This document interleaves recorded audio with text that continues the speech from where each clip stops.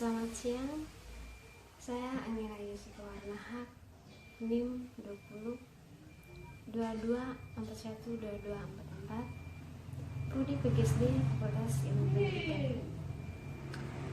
Di sini saya akan mempresentasikan tugas individu untuk memenuhi tugas pribadi saya dalam mata kuliah Manajemen Berbasis Sekolah.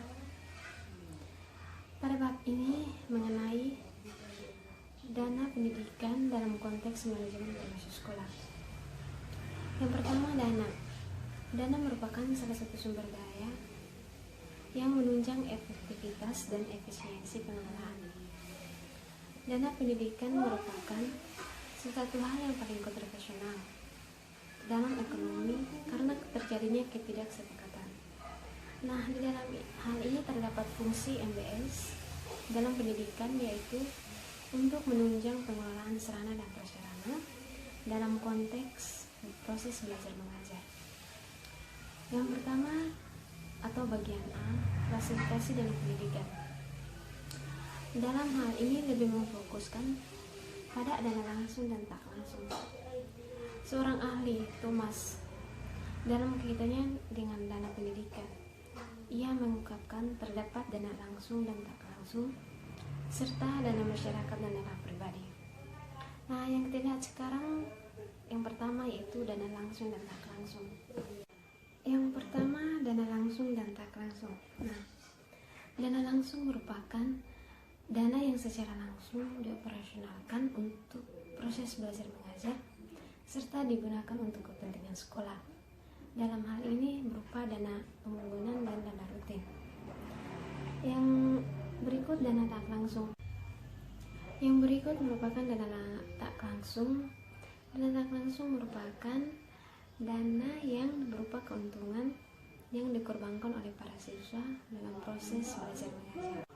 Yang kedua, dana masyarakat dan dana pribadi. Nah, dana masyarakat merupakan dana yang dikeluarkan oleh masyarakat untuk kepentingan pendidikan, baik itu secara langsung maupun tidak langsung. Dalam hal ini berupa uang sekolah, uang buku, dan lain-lain. B. Manajemen keuangan sekolah. Keuangan dan pembiayaan merupakan salah satu sumber daya yang secara langsung menunjang efektivitas dan efisiensi pengelolaan pendidikan. Manajemen keuangan meliputi perencanaan finansial, pelaksanaan, dan evaluasi.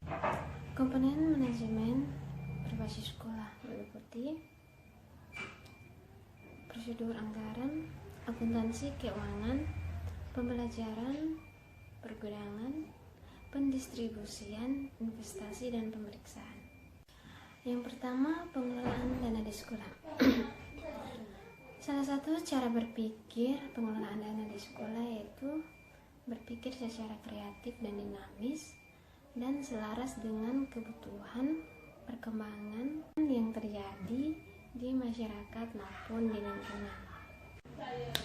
Rowe pada tahun 1990 dalam kaitannya dalam pendidikan, ia mengemukakan bahwa terdapat 3 langkah strategis. Yang pertama, strategis planning, yang kedua, strategis manajemen, dan yang ketiga, strategi thinking. Yang kedua, perencanaan pengelolaan dana. Perencanaan pengelolaan dana merupakan sesuatu kegiatan untuk merencanakan sumber dana untuk menunjang pengelolaan dalam pencapaiannya. Yang ketiga, perencanaan penyusunan anggaran. Dalam hal ini sangatlah sederhana, sehingga dalam pencapaiannya pun kepala sekolah melakukannya secara sederhana.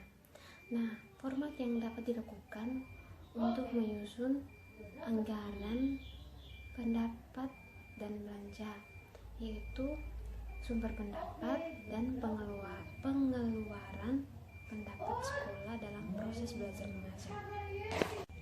Dalam manajemen berbasis sekolah dan penyusunan anggaran sekolah itu dilaksanakan oleh kepala sekolah dan dibantu oleh wakil sekolah, serta ditetapkan oleh kebijakan sekolah, dewan sekolah yang di bawah pimpinan sekolah. kelima, proses pengaturan. Secara garis besar, proses pengaturan itu sendiri meliputi penerimaan, penggunaan, dan pertanggungjawaban. Oke, baik. Mungkin hanya itu saja presentasi dari saya untuk memenuhi tugas dalam mata kuliah Manajemen Berbasis Sekolah. Terima kasih atas waktunya dan kesempatannya. Assalamualaikum warahmatullahi wabarakatuh. Selamat siang.